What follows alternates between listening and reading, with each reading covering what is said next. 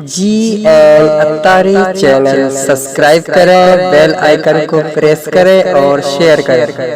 میں نے قرآن پاک کی ایک ایسی آیت پڑھی ہے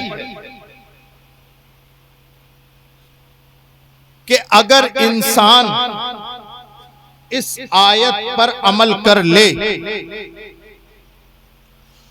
تو ساری دنیا سے جہالت کی تاریکی ختم ہو سکتی ہے۔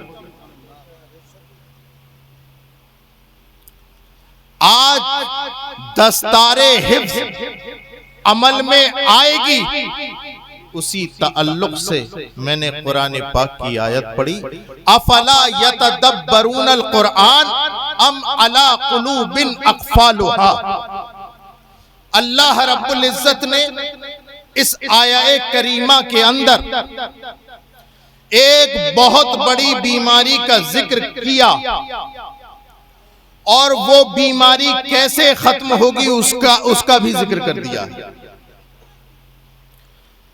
ہم یہ مانتے ہیں اور یہ عقیدہ ہے اور ایمان ہے کہ قرآن حکیم ہے۔ بولیے، جس طرح قرآن فرقان ہے، جس طرح قرآن مجید ہے، اسی طرح قرآن حکیم بھی ہے۔ قرآن حکیم ہے، سب مانتے ہیں۔ بولیے، ہاتھ کھڑے کریے، سب مانتے ہیں قرآن حکیم ہے۔ اور ہم یہ بھی جانتے ہیں کہ ہم میں سے ہر ایک بیمار ہے۔ قرآن حکیم ہے اور ہم میں سے ہر ایک انسان بیمار ہے۔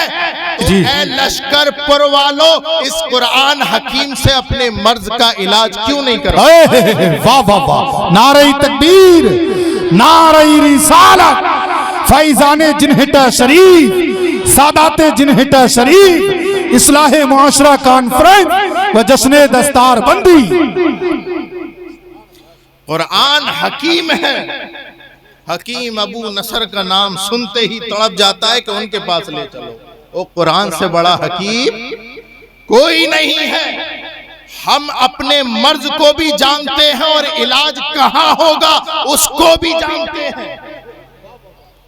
ہمارے اندر کیا بیماری ہے؟ اب بیماریوں کی تفصیل اگر میں کرنے بیٹھوں تو نہ تو آپ کے اندر اتنی طاقت، نہ اس رات کے اندر اتنی گنجائش کہ وہ تمام بیماریاں پر سیر حاصل گفتگو ہو سکے۔ لیکن میں چند گناتا ہوں۔ نمازیں چھوڑنے کی بیماری ہمارے اندر، روزے نہ رکھنے کی بیماری ہمارے اندر، حج استطاعت کے باوجود نہ کرنے کی بیماری ہمارے اندر، مالک نصاب ہونے کے باوجود زکوٰۃ نہ دینے کی بیماری ہمارے اندر، زمینوں کو ہڑپنے کی بیماری ہمارے اندر، دودھ میں پانی ملانے کی بیماری ہمارے اندر، سودا تولتے ہوئے ڈنڈی مارنے کی بیماری ہمارے اندر، سود کھانے کی بیماری ہمارے اندر، جھوٹ کی بیماری ہمارے اندر، غیبت کی بیماری ہمارے اندر، چغل خوری کی بیماری ہمارے اندر، دودھ میں پانی ملانے کی بیماری ہو، سود کھانے کی بیماری ہو، یہاں تک کہ شراب پینے کی بیماری ہمارے اندر، حرام کاری کی بیماری ہمارے اندر، حرام خوری کی بیماری ہمارے اندر، یہ تمام بیماریاں ہمارے اندر ہیں اور قرآن حکیم ہے، تو ہر بیماری کا علاج اس قرآن کے اندر ہے۔ اللہ فرماتا ہے، افلا یتدبرون القرآن ام علی قلوب اقفالها۔ اے لوگو، قرآن میں غور و فکر کیوں نہیں کرتے تاکہ تمہاری بیماریوں کا علاج ہو؟ کیا تمہارے دل پر پردہ پڑا ہوا ہے؟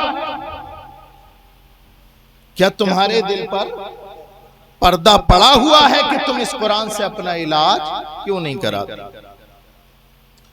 آج وہی قرآن کہ جس کو پڑھنے کا حکم اللہ نے دیا ہے، جناب سید امان میاں صاحب نے اپنے سینے کے اندر اتار لیا۔ سبحان اللہ سبحان اللہ. اللہ کے رسول دانۂ غیوب صلی اللہ علیہ وسلم ارشاد فرماتے ہیں القرآن شافع مشفع.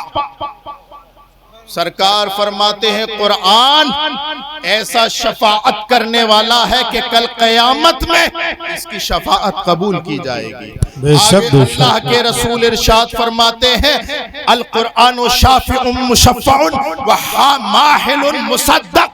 سرکار ارشاد فرماتے ہیں کہ وہ لوگوں قرآن صرف شفاعت کرنے والا نہیں بلکہ قرآن جس کے موافقت میں یا جس کے مخالفت میں گواہی دے دے گا اس کی گواہی قبول بھی کر لی جائے گی. پھر آگے اللہ کے رسول ارشاد فرماتے ہیں من جعلہ امامہ قادہ الی الجنہ ومن جعلہ خلف ظہرہ ساقہ الی النار. سرکار ارشاد فرماتے ہیں کہ لوگوں قرآن شفاعت کرنے والا بھی ہے, قرآن گواہی دینے والا بھی ہے. شفاعت کرے گا تو شفاعت قبول کر لی جائے گی, گواہی دے گا تو اس کی تصدیق کر لی جائے گی. اب جب اتنا سمجھ میں آ گیا لشکر پل والوں تو پھر اپنے رسول کا اگلا فرمان سنو. سرکار فرماتے ہیں جو اس قرآن کو اپنے آگے رکھے گا, جو ہر معاملات میں اگر بولے تو قرآن کو آگے رکھے, اگر معاملات کرے تو قرآن کو آگے رکھے, اگر کسی سے سودا کرے تو قرآن کو آگے رکھے, اگر کسی سے رشتہ داری کرے تو قرآن کو آگے رکھے, اگر اپنے بچوں کو پڑھائے تو قرآن کو آگے رکھے, تو جو دنیا میں آگے رکھے گا سرکار فرماتے ہیں القرآن قادہ الی الجنہ. کل قیامت کے دن قرآن آگے آگے چلے گا, جنت میں جائے گا اور یہ پیچھے پیچھے اس کے جنت. واہ واہ واہ, نعرہ تکبیر, نعرہ رسالت, فیضان قرآن شریف, عظمت قرآن شریف, سادات جنہٹا شریف, نعرہ تکبیر. آگے رسول پاک ارشاد فرماتے ومن جعلہ خلف ظہرہ ساقہ الی النار. سرکار فرماتے ہیں لیکن جو اس قرآن سے منہ پھیر لے گا, جو اس قرآن سے روگردانی کر لے گا, ساقہ الی النار, یہ قرآن اسے جہنم میں لے جائے گا. اللہ اکبر کبیرہ. لشکر پور کے غیور مسلمانوں قابل مبارکباد ہو, قابل مبارکباد. تم نے قرآن کو پسے پشت نہیں ڈالا بلکہ اپنے معاملات میں ایسا آگے کیا کہ اپنے گاؤں میں ایک مدرسہ کھولا اور مدرسین کو رکھا. یہ آئے, انہوں نے طلبہ کو پڑھایا اور انہوں نے حفظ کرایا. کل قیامت کے دن قرآن آگے آگے ہوگا, یہ تمام لوگ پیچھے پیچھے. اور سنو, اور سنو, کیا صرف جنیٹے والوں کی سمجھ میں آ رہی ہے کیا؟ اے بھائی لشکر پور والوں آپ کے بھی سمجھ میں آ رہی ہے؟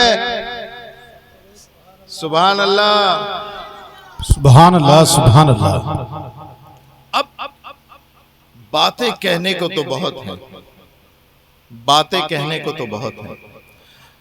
جہاں باری آئے گی علم دین اپنے بچوں کو سکھانے کی, جہاں باری آئے گی اپنے بچوں کو قرآن حفظ کرانے کی, نہیں نہیں نہیں نہیں نہیں, ہمارا بچہ تو انگلش میڈیم میں پڑھے گا, ہمارا بچہ تو ڈاکٹر اور انجینئر بنے گا. او لشکر پور والوں سن لو, اپنے بچے کو کتنا بڑا ڈاکٹر بنا دو, کتنا بڑا MBBS بنا دو, کتنا بڑا IPS اور دنیا بھر کی ڈگریاں دے دو, لیکن جب تم قبر کے اندر جاؤ گے تو یہ ڈاکٹر تمہاری قبر پہ کھڑے ہو کے فاتحہ نہیں پڑھے گا. اگر کوئی فاتحہ پڑھے گا تو یہ حافظ قرآن. نعرہ تکبیر, نعرہ رسالت, مسلک اعلی حضرت, فیضان معظمی, فیضان خلیلی, فیضان حضور اچھن میاں, نعرہ تکبیر, نعرہ رسالت, حضور سید ناصر میاں صاحب قبلہ. گردن کے اوپر سر ہے لیکن یہ حفظ کی دستار, یہ علم کی دستار ہر سر کو میسر نہیں ہوتی. شک بے شک, ہر گردن پر سر ہے لیکن ہر سر کو یہ دستار فضیلت, یہ دستار علم, یہ دستار حفظ ہر ایک سر کو میسر نہیں ہوتی. کیوں میسر نہیں ہے؟ کیوں میسر نہیں ہے؟ اس لیے کہ ہماری دین کی طرف رغبت نہ ہو۔ او لوگو، تمہیں اپنے ماں باپ کی وصیت یاد ہے؟ کبھی سوچا جس کا کلمہ پڑا ہے اس کی وصیت کیا ہے؟ کبھی سوچا تم نے کہ جس نبی کا کلمہ پڑا ہے اس کی آخری وصیتیں کیا تھی؟ او اس نبی، اس مصطفیٰ جان رحمت صلی اللہ علیہ وسلم کی اپنی امت سے صرف 4 وصیتیں تھیں۔ پہلا مطالبہ اپنی امت سے نبی کا یہ ہے کہ او لوگو اعبدوا عالماً، کہ میرے امتیوں اگر تم کچھ بننا چاہو تو میری شریعت کے عالم بننا، میری شریعت کے عالم بننا، گویے نہ بننا، ناچ گانے والے نہ بننا، ماں باپ کو ستانے والے نہ بننا، بلکہ اگر بننا ہے تو میری شریعت کے عالم بننا۔